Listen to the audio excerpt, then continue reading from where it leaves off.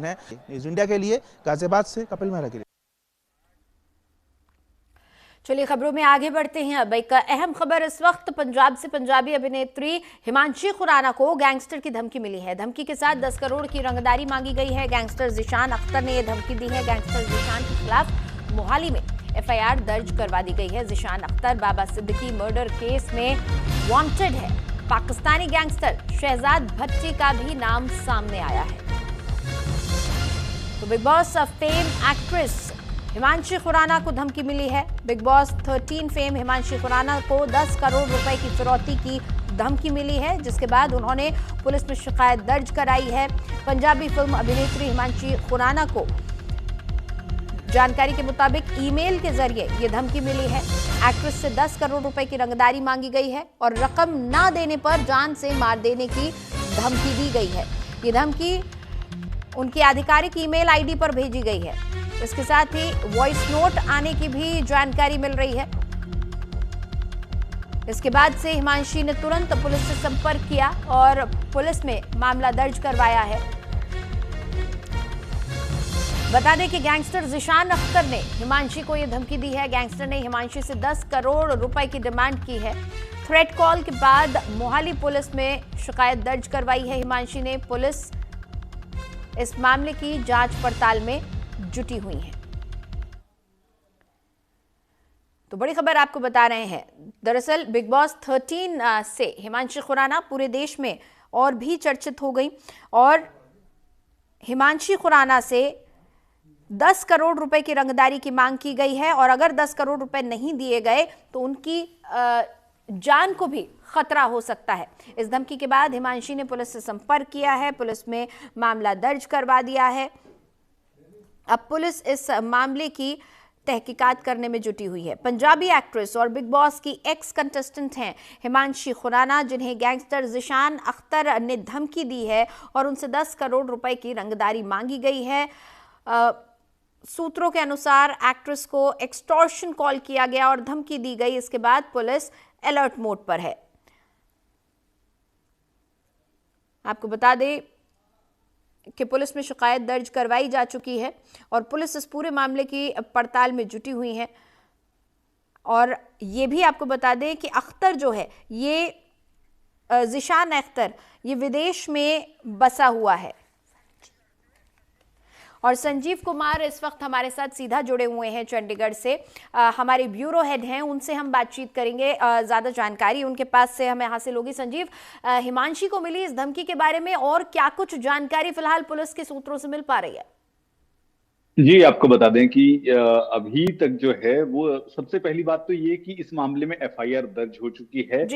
12 तारीख को सबसे पहले जो है वो एक ईमेल जो है, ईमेल के जरिए जो है हिमांशी खुराना को रात 11:45 पर पहली ईमेल जो है वो आती है और उसमें धमकी जो है वो दी जाती है, जान से मारने की धमकी दी जाती है और साथ में 10 करोड़ की रंगदारी या फिर हम ये कहें कि फिरौती जो है वो मांगी जाती है। और उसके बाद फिर 13 तारीख को दोबारा से शाम के वक्त जो है वो ईमेल आती है और उसके 13 तारीख को ही रात को करीब 11 से 11:30 बजे के बीच जो है एक और ईमेल आती है और उसमें भी रंगदारी यानी 10 करोड़ रुपए की मांग की जाती है और जान से मारने की धमकी जो है वो भी दी जाती है। इस मामले में हिमांशी खुराना जो है वो उन्होंने 13 तारीख को ही एसएसपी मोहाली जो है उनको लिखित में शिकायत दर्ज करवाई थी और इस मामले में जो भी पॉसिबल कार्रवाई बनती हो वो करने के लिए कहा था, जिसके बाद पुलिस ने एफआईआर दर्ज कर ली है और अननोन के खिलाफ जो है ये एफआईआर दर्ज की गई है। और उसमें हालांकि जिस तरह से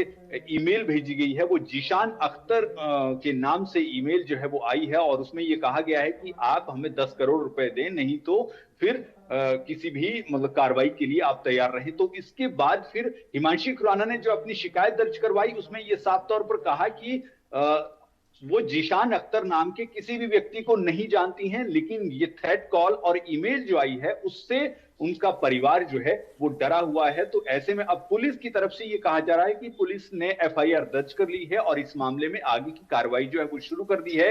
मेल किस सोर्स से आई है, कहां से आई है, ये साइबर टीम जो है इस मामले में ये कार्रवाई करने के लिए और इसकी जांच पड़ताल करने में जुट गई है। तो अब ये देखना होगा कि ये ईमेल, क्योंकि जिशान अख्तर जो है वो किस तरह से पंजाबी फिल्म इंडस्ट्री की अगर हम बात करें तो पहले भी कई तरह की थ्रेट कॉल जो है वो आती रही हैं, और अब ऐसे में ये नया मामला, और हालांकि 12 तारीख को पहली जो थ्रेट हम ये कहें कि हाँ ईमेल आई थी, उसमें जो है बाकायदा ये भी कहा गया है कि उसमें कुछ वॉइस नोट जो है वो भी शामिल हैं, जिसके जरिए जो है ये धमकी दी गई और 10 करोड़ रुपए की रंगदारी जो है, फिरौती जो है वो मांगी गई। अब पुलिस इस मामले की जांच में जुट गई है। अब देखना होगा कि इस मामले के तार जो है और ज्यादा किस तक जुड़ते हैं और क्या इस मामले में निकल कर आता है, क्योंकि हम पिछले दिनों की बात करें तो लगातार ये धमकी भरे कॉल जो हैं वो आते रहे हैं। बिल्कुल संजीव, न सिर्फ पंजाबी फिल्म इंडस्ट्री बल्कि इस बीच बॉलीवुड इंडस्ट्री खासतौर से लॉरेंस बिश्नोई गैंग के